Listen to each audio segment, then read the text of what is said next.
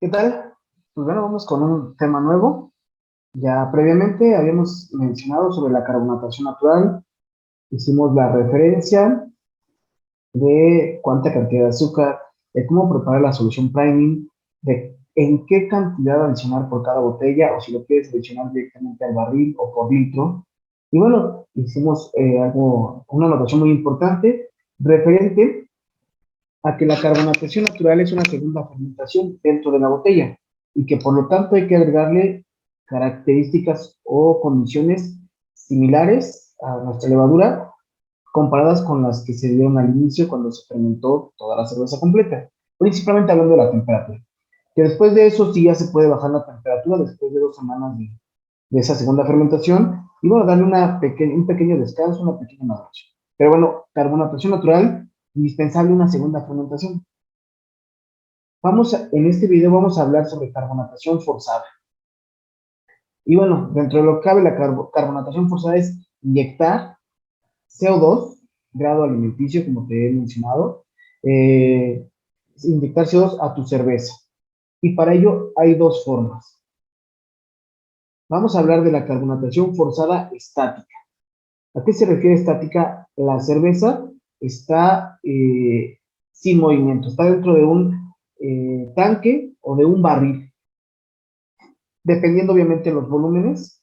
En volúmenes muy grandes, la carbonatación forzada estática es lo ideal, porque es imposible o es una gasta de energía muy alta y quisiéramos mover grandes cantidades o grandes volúmenes, grandes cantidades de litros de cerveza. La carbonatación forzada estática consiste en mantener fría nuestra cerveza cercana de 3 a 4 grados centígrados y dejar pasar gas carbónico a 0.9 bares. Estas dos condiciones, la temperatura de 3 a 4 grados o la presión de 0.9 bares, es por la tabla que se mencionó en el primer video, en la cual está en tu plataforma, y esa combinación de 4 grados centígrados con 9 bares, con 0.9 bares, de hecho, hay que hacer hincapié bien en esto, es 0.9, no llegamos ni siquiera a un bar de presión. Entonces, esa combinación nos dan cerca de 2.5 volúmenes de CO2 de carbonatación. Por eso esas condiciones. Recuerda, y eso se mencionó mucho al inicio de los videos, si tú subieras o tuvieras cerveza a temperaturas más altas, se requiere mayor presión. Pero lo ideal es bajar la temperatura, es indispensable para darle esa condición de estabilidad y al mismo tiempo nos permite trabajar con presiones mucho más bajas. Pero es importante bajar temperatura, ya lo mencionamos al inicio, ese equilibrio que debe existir entre las fases líquida y gaseosa. Bueno, con esas dos condiciones llegamos a 2.5 volúmenes de CO2. Dice, bueno, pasar gas carbónico por la salida de líquido en un barril cerrado herméticamente con el tiempo de 3 días. Y bueno, con el tiempo de 3 días se alcanza el equilibrio y la disolución del gas carbónico en la cerveza. ¿A qué se refiere? Suponiendo, voy a mencionar, imagínate que esto es tu tanque, aquí adentro está la cerveza. Regularmente el gas se pasa por la parte de abajo, por eso hice por la salida de líquido, ya sea en un barril cerrado, si fuera un barril cerrado, pues tiene que ser por la parte de arriba. Si fuera en un tanque presurizado, en un tanque que posiblemente incluso sea cónico, si fuera el caso también, se pasa a un segundo fermentador, o un fermentador, se quita el airlock y se hace hermético. Bueno, puede pasarse por abajo a través de una piedra difusora. Entonces el gas va a estar pasando a esta presión y como te mencioné en un principio, la presión de alguna manera en un principio se va a estabilizar. Entonces pasan unos minutos y el líquido que ya estaba casi, digámoslo, casi a tope en nuestro tanque, va a dejar pasar un poco de gas hasta que se mantenga una presión. Poco a poco esa presión va a hacer que tanto el gas, el CO2, como la cerveza se compacten un poquito. La presión baja y deja pasar un poco más de gas. Se estabiliza un rato, baja tantito la presión y deja pasar un poco más. Y así se la va llevando. El gas va pasando de poco en poco se va haciendo la solución. Durante todo este tiempo debemos de mantener la condición de temperatura de 3 a 4 grados centígrados. Y regularmente de 2 a 3 días, también depende un poco el volumen, pero si habláramos de volúmenes de 20, 40 litros, regularmente en 3 días ya se mantiene la carbonatación. Llega un punto en el cual ya no deja pasar más cantidad de, de CO2, puesto que ya está de alguna manera saturada esa presión, esa concentración de cerveza y CO2. Insisto, esta es una forma de carbonatación que, pues bueno, requiere de un gasto de energía grande, puesto que debes de mantener esa temperatura durante ese tiempo, y también requiere de cierto tiempo, en este caso 3 días, para que la carbonatación se lleve a cabo. Existen sus variantes. ¿A qué variantes me refiero? Bueno, pues dejas pasar un tiempo el gas y pues obviamente depende de que el volumen se preste a ello. Hablemos de lotes de 20 litros, agarramos este barril y tratamos de agitarlo. Siendo así, hacemos o facilitamos esta mezcla de gas en el líquido. Volvemos a pasar un poco más de líquido y ya le permite que pase una cantidad de CO2. Esto ahorra un poco el tiempo, puede llevarnos tal vez, en lugar de 3 días, llevarnos a un día. Dejamos pasar 1 hora, agitamos, volvemos a pasar lo que se permita, otra hora, volvemos a agitar y así nos la vamos llevando. Podemos dar lapsos de 2 horas, en fin. Es una forma de carbonatar que no es pues tan fácil porque requiere tiempo e insisto, si queremos agitar, que es una forma en la cual algunos cerveceros lo llegan a hacer, pues requiere de un esfuerzo también físico y que solo se puede para lotes de 20. Si tuviéramos 100 litros ya no se puede. Hay que aclarar también, lotes muy grandes es la forma ideal para carbonatar, porque ya en lotes muy grandes, hablemos de 1.000 litros, se tienen tanques de ese tamaño, tanques herméticos de 1.000 litros, y por la parte de abajo regularmente se deja pasar el CO2 de una piedra difusora, y así se mantiene, digamos así, los 3 días carbonatando, de tal manera que se llega a la disolución pues, en todo el tanque de 1.000 litros, pero de forma lenta, digamos así, ¿vale? Regularmente, pues como les menciono, se utilizan tanques de carbonatación que pueden ser con volúmenes de líquido pues ya muy grandes. En grandes cervecerías es la forma ideal de carbonatar. La carbonatación forzada estática.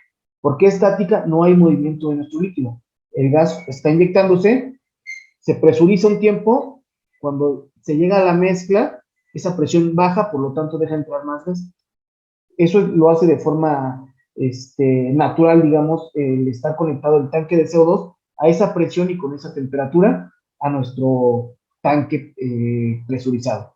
Que insisto, esos tanques presurizados pueden ser los barriles de cerveza que se compran pues cuando hacemos lotes pequeños de cerveza. Tengo más adelante algunos videos e imágenes. Ok, la otra forma de carbonatación es la carbonatación forzada pero dinámica. Esta palabra dinámica significa que nuestra cerveza estará en movimiento. Pues consiste también en enfriar nuestra cerveza. Lo mismo, va a ser las mismas condiciones de temperatura y de presión. Entonces vamos a enfriar nuestra cerveza igual de 3 a 4 grados centígrados, pero ahora la vamos a hacer recircular en un sistema cerrado. Es decir, bueno, vamos a terminar de leer, hacerla circular en un sistema cerrado por efecto de una bomba. La bomba va a jalar el líquido que está en nuestro tanque. Al jalarlo va a estar recirculando, jala y vuelve a regresarse, jala y vuelve a regresarse, suponiendo que aquí está nuestro líquido, el mismo ejemplo. Entonces con la bomba hacemos que salga de nuestro barril, va a recircular y la va a volver a meter a nuestro tanque. Jala y entra. Sin embargo, dentro de ese circuito va a estar conectado mi CO2. El CO2 no va a ir a mi tanque presurizado, va a estar en el circuito generado por la bomba. Digámoslo así, va a ser una especie de T. Esta T jala mi cerveza y la incrusta de nuevo a mi barril. Pero en una parte intermedia, el CO2 va a estarse inyectando a este circuito, lo cual hace que en una parte del circuito ya vaya la cerveza y el gas. Cerveza y gas estén inyectándose. Pero la parte curiosa de esto es que hay un circuito que hace que la cerveza y el gas estén en un momento en contacto, y ese movimiento haga que el gas se esté impregnando de forma más rápida al líquido. Durante ese tiempo y durante ese movimiento, la temperatura se debe de mantener a la temperatura de 3 a 4 grados, y durante ese circuito, el gas se debe estar inyectando a la misma presión, 0.9 bares. Entonces, vamos a estar en movimiento, y en un lapso aproximado de 40 minutos, la cerveza queda carbonatada para barriles de 20 litros. Aproximadamente, si hablamos de un mayor volumen, el tiempo de alguna manera aumenta también. ¿Cuándo nos damos cuenta que nuestra carbonatación ya llegó a su límite? Cuando en ese circuito nos damos cuenta que la manguera, donde está la cerveza saliendo de nuestro barril y volviendo a entrar al mismo barril, ya no se notan burbujas. Te voy a explicar, y de hecho tengo videos, no te preocupes, como ya te he mencionado, aparte de estos videos que es la explicación, vienen videos de ejemplo. Pues nos vamos a dar cuenta, al inicio, la cerveza va por un lado el líquido, y las burbujas, lo vamos a dibujar un poquito aquí. Esto se va a ejemplificar como te menciono. Suponiendo que esta es tu manguera. Al inicio, el líquido va aquí, está fluyendo, y las burbujas de gas se ven de este lado. Se ven burbujas grandes. Conforme pasa el tiempo, ya el líquido casi está por toda la manguera, y las burbujas ya son pequeñitas. Esto nos va indicando que la mezcla del gas y el líquido ya está ganando, ya es más la mezcla que la separación de las fases. Cuando llegamos cerca de los 40 minutos, esta es la manguera y solo se ve líquido. Ya no se ve burbujas porque ya están mezcladas. Poco a poco las burbujas se van impregnando en ese líquido. Esa es la clave en la cual nos damos cuenta que nuestra cerveza está totalmente carbonatada, y eso se da aproximadamente en 40 minutos a una temperatura baja, cercana a 3 a 4 grados, y a una presión de 0.9 bares, que es la correspondiente a nuestra tabla que tanto hemos mencionado, comparativa entre temperatura y presión necesaria para un volumen de CO2 específico. Entonces, esa es más o menos la clave. Al inicio las fases están totalmente separadas. Por un lado, la parte del gas, por otro, la parte del líquido. Conforme avance el tiempo, nos vamos dando cuenta cómo cada vez las fases ya están más mezcladas, están impregnadas entre sí, ya cada vez las burbujas van siendo más pequeñas y en una proporción más pequeña. Y cuando llegamos al límite del tiempo, ya no hay burbujas, ya solo se ve líquido que pasa por nuestra manguera, y ya las dos fases están mezcladas. Algo muy importante que tengo que mencionar es que estamos manejando presiones, así que regularmente la bomba es, de alguna manera, pues obviamente es una bomba de alimenticio, con conexiones de acero inoxidable.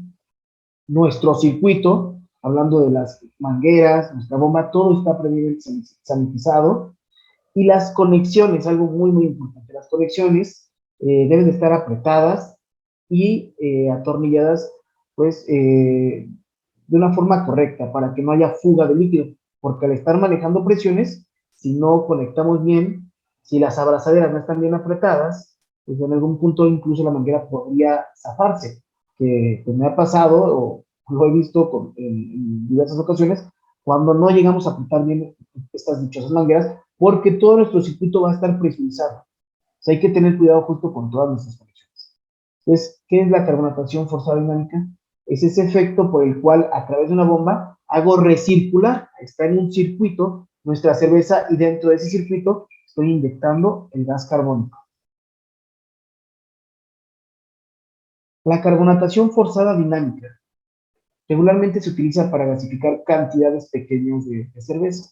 Estamos hablando de lotes de 20 a 60 litros. Regularmente se hace a pequeña escala.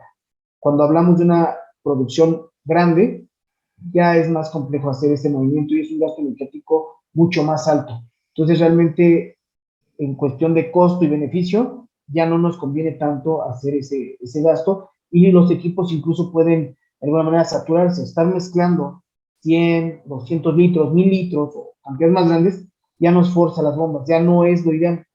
Entonces, insisto, carbonatación forzada dinámica se da más para cerveceros caseros, para lotes pequeños, y existen equipos especiales. Con esta técnica que es la carbonatación forzada dinámica, se acelera el proceso. Ese realmente es el beneficio. Aceleramos el proceso de la carbonatación. Permite la mezcla del gas carbónico, el CO2, con la cerveza en un circuito cerrado, pero reduce el tiempo. Esa es la parte importante. De los 3 días que era la carbonatación forzada estática, se reduce a 40, 50 minutos. E insisto, lo que te mencioné, hay equipos especiales. Esto que te acabo de mencionar, este proceso, pues de alguna manera ya tiene una marca, una especie de patente, en un equipo llamado Quick Car. Ese equipo es el que se ve aquí en la imagen. Este equipo es de la marca Blickman y es obviamente para, insisto, para lotes pequeños, para fabricaciones caseras, que realiza el proceso antes mencionado de forma automática. ¿A qué me refiero automático? Pues bueno, ya todo tiene, el mismo equipo tiene la bomba, tiene la conexión o la famosa T que te mencionaba, tiene las conexiones para el barril y para el CO2, entonces solo se conecta y él hace todo el proceso. No es necesario comprar un equipo. En un video posterior te voy a mencionar las partes para poder diseñar y armar un equipo casero con el mismo fundamento.